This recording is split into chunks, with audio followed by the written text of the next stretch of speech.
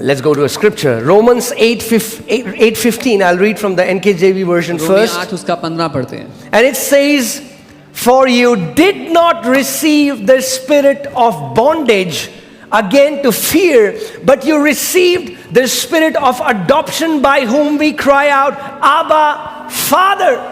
और यहाँ लिखा है क्योंकि तुमने उस बंधन का या दासत्व का आत्मा नहीं लिया कि फिर से भयभीत हो जाओ, लेकिन तुमने लेपालकपन का आत्मा पाया है ताकि चिल्ला सको, हे अब्बा, हे पिता.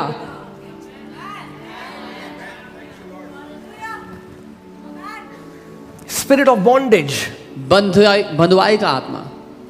Do you know this word bondage in the original translation says religious bondage? आप जानते हैं मूल भाषा में जो बंधन लिखा है, बंधुआई का आत्मा लिखा है, वो धर्म के बंधन का आत्मा है. As long as you're in the religious bondage, जब तक आप धर्म के बंधन में बंधे हो, you will try to appease this deity far above. आप इन ईश्वरों को जो बहुत ऊंचे, आपसे बहुत दूर है, उनको प्रसन्न करने का प्रयास करते रहोगे. The Passion Translation translates it perfectly. Passion translation इसको सही से लिखती है. Spirit of bondage. Let's see what the Passion Translation says. And you did not receive the spirit of religious duty. तुमने धर्म के कर्तव्यों की आत्मा प्राप्त नहीं की है. You did not receive. Oh, हाँ, पर हमारी ड्यूटी है ना बाइबल पढ़ना. Get out of fulfilling your duty. It's our duty to read the Bible. धर्म की नौकरी करना बंद कर दो. Stop living as a slave. एक नौकर की तरह जीना बंद कर दो. Because if you live like a slave, you will try to get satisfied for little peanuts when the Father has His entire kingdom for you as your inheritance. क्योंकि जब आप नौकर की तरह जियोगे तो छोटी सी चीज में ही संतुष्ट हो जाओगे, जबकि आपके पिता ने आपको देने के लिए राज्य रखा हुआ है.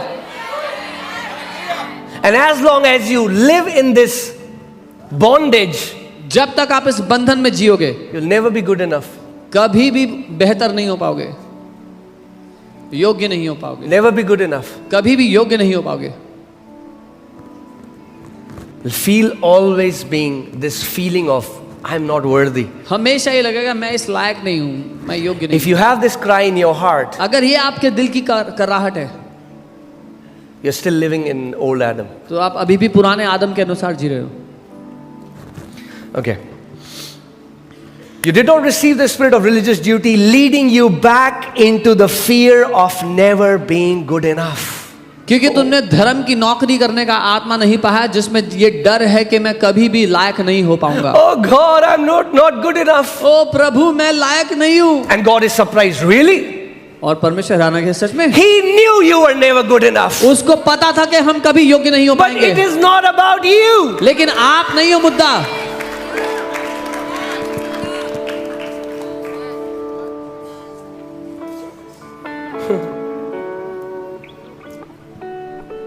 God is not surprised. परमेश्वर हैरान नहीं हो रहा.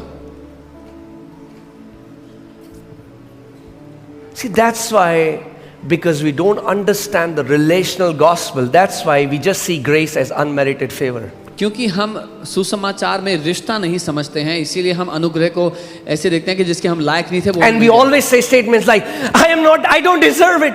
हमेशा कहते हैं कि मैं लायक नहीं हूं इसके. That's the problem. यही दिक्कत है. Because we see gospel from a legalistic point of view. God is a judge, He needed to punish, so He sent His son. क्योंकि हम कानूनी तौर पे सुसमाचार को समझते हैं कि परमेश्वर एक जज है, उसको न्याय करना था, इसलिए उसने अपने बेटे को भेज दिया. I don't deserve this. ओ, मैं इसके लायक नहीं हूं. When was the last time your kids said that to you?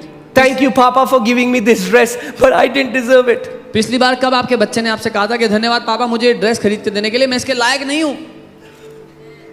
You deserve it or you don't deserve it. It doesn't come in the relational paradigm. आप लायक हो या नहीं हो, ये बात रिश्ते में लागू नहीं होती है. God doesn't give it to you because you deserve it or you don't deserve it, but because He loves you. परमेश्वर आपको कुछ इसीलिए नहीं देता कि आप लायक हो या लायक नहीं हो. Amen.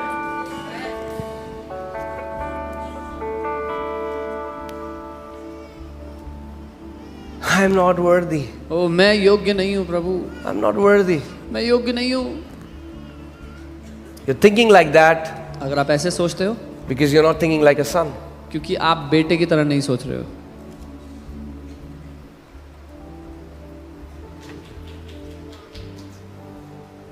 The gospel that we know right now is so much more. जो सुसमाचार अभी हम जानते हैं उससे बहुत ज्यादा बड़ा है। Amen. Grace is not just unmerited favor. अनुग्रह सिर्फ वो नहीं कि जिसके लायक नहीं थे वो हमें मिल गया। There are people who are not saved, they do unmerited favor. जो लोग उद्धार नहीं पाए हुए वो भी दूसरों पे तरफदारी दिखा देते हैं। There are people who are not saved, they'll do unmerited favor to their maids or a newspaper guy or a milkman. जो लोग उद्धार नहीं पाए हुए वो भी तरफदारी दिखाते हैं अपने न्यूज़पेपर वाले पे। Is grace just unmerited favor? क्या अनुग्रह सिर्फ वो है कि जिसके लायक नहीं था वो दे Oh, दिया you were मुझे? not, you don't deserve it, God did it for you. ओ तुम लायक नहीं थे परमेश्वर ने कर दिया फिर भी। नहीं। Come on, Grace is the very heartbeat of the Father. come on. अनुग्रह है He पिता के दिल reveals की you धड़कन who है। He. You know, the Bible does say God was so frustrated with the people that He created and He loved, and they messed up, and God said, I am so angry and frustrated. So Jesus, would you go? Bible ये नहीं कहती कि परमेश्वर इतना उकता गया था, इतना परेशान हो गया था उन लोगों से जिनको उसने बनाया था कि उसने कहा यीशु क्या तुम जाओगे इनके लिए? Oh, these people on this earth are getting in my nerve. Whenever I see them, they are always doing something evil. I have to send my son. अरे पृथ्वीवासियों ने परेशान करके रख दिया है, जब देखो कुछ ना कुछ बुरा कर रहे होते हैं, मुझे अपने बेटे को भेजना पड़ेगा। For God so loved the world. Bible कहती है परमेश्वर ने जगत से ऐसा प्रेम किया। The Father doesn't need cross to love us. He loved us before the cross. पिता को क्रूस की आवश्यकता नहीं है हमसे प्यार करने के लिए, क्रूस से पहले से वो हमसे प्यार करता है। We need the cross to love Him back. हमें क्रूस चाहिए उससे वापस प्यार कर पाने के But लिए। He never needed the cross. God so loved the world.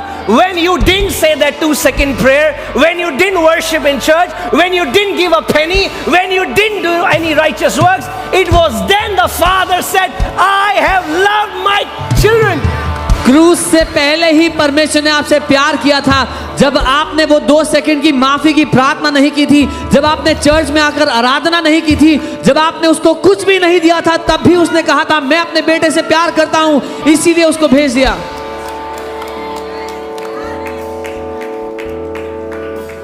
Amen.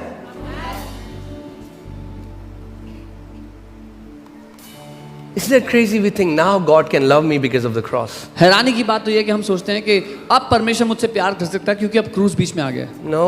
नहीं, The Father doesn't need cross to love us. पिता को We क्रूस नहीं need चाहिए the था, cross हमें क्रूस चाहिए to था love Him. कि हम उससे प्यार करें।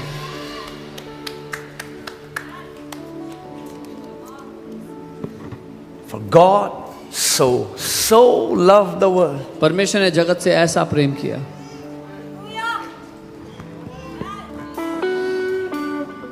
You will never find Jesus telling somebody, oh, you are not worthy, but I'm doing it for you. आप कहीं नहीं पाएंगे यीशु ने किसी से कहा देख तू लायक तो नहीं है पर मैं तेरे लिए कर देता हूँ। Will you ever say that to your kids? क्या आप अपने बच्चों से कभी ऐसा कहोगे? No. नहीं। The gospel is relational, it's not transactional. क्योंकि सुसमाचार रिश्ते के द्वारा होता है, वो ट्रांजैक्शन में नहीं होता, लेने देने में नहीं होता।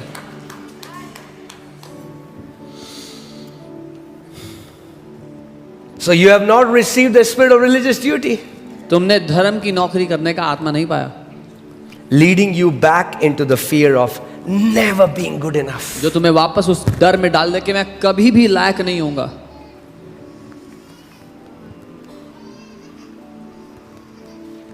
If I do this, अगर मैंने ये कर दिया then I think God will be happy with me. तब मुझे लगता है शायद परमेश्वर खुश हो जाएगा मुझसे, But then that is not enough. लेकिन फिर उससे भी काम नहीं बनता। Then I need to add something more. मुझे कुछ जोड़ना पड़ेगा इसमें। I have to do something that I will become right in the eyes of my मुझे Father. कुछ तो करना पड़ेगा कि मैं परमेश्वर की नजरों में सही ठहर Oh सकूं। God, because I'm not worthy. ओ प्रभु क्योंकि मैं तो I'm लायक not ही नहीं worthy. हूं, मैं तो योग्य ही नहीं हूँ। Are you in the house and still think like the prodigal son? क्या आप घर में आने के बाद भी उड़ाऊ पुत्र की तरह सोच रहे हो?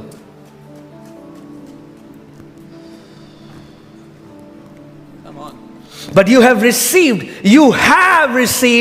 the spirit of full acceptance.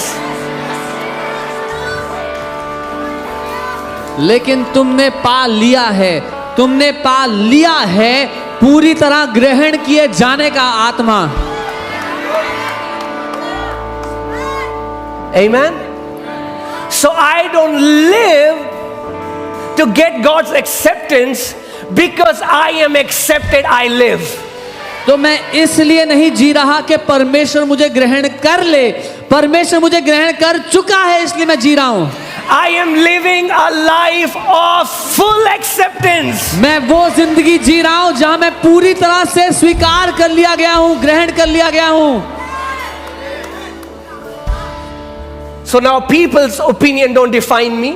अब लोगों की राय मेरी परिभाषा नहीं देती। Even what my heart says doesn't define me. The Bible says if your heart condemns you, God is greater than your heart. यहां तक कि अगर मेरा दिल भी मुझे कोसता है, वो भी मेरी परिभाषा नहीं दे सकता। बाइबल कहती है जब तुम्हारा दिल तुम्हें कोसे तब परमेश्वर तुम्हारे दिल से बड़ा है।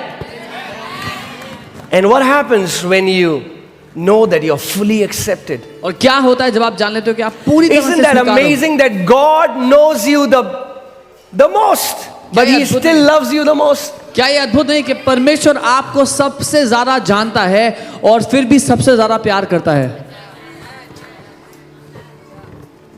You don't surprise God. आप परमेश्वर को हैरान नहीं करते।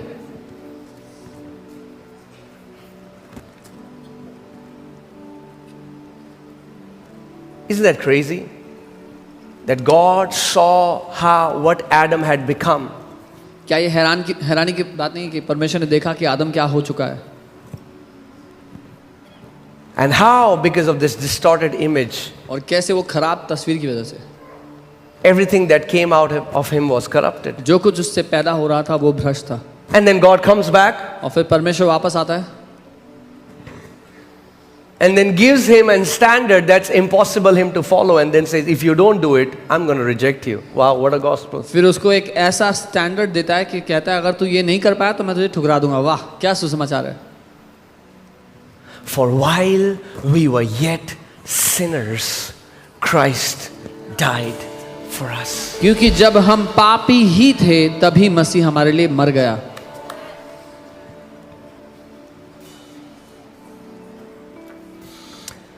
Hallelujah.